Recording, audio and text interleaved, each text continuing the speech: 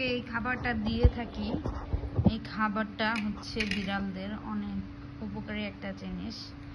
আর ওর বয়স যেহেতু মাত্র 2.5 মাস, সেক্ষেত্রে ওকে এই ব্লেন্ড করা খাবারটা দিয়ে থাকি। আর ও খুবই পছন্দ সহকারে এই খাবারটা খায়।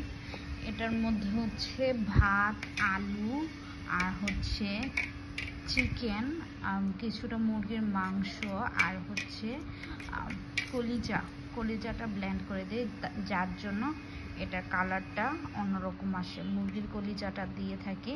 সবগুলো একেবারে সিদ্ধ করে পুরোপুরি ভালোভাবে সিদ্ধ করার পরে এটাকে আমি হচ্ছে ব্লেন্ড করে দিই। এটা আপনারা বক্সের মধ্যে রেখে 2-3 দিন খাওয়াতে পারবেন একেবারে। তারপর আবার তৈরি করে নিতে পারবেন। একদম ইজি একটা প্রসেস। আর এটা বিড়ালরা খুবই পছন্দ করে।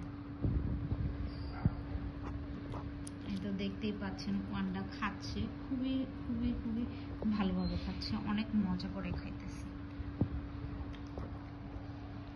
ওয়ান্ডা, ও ওয়ান্ডা।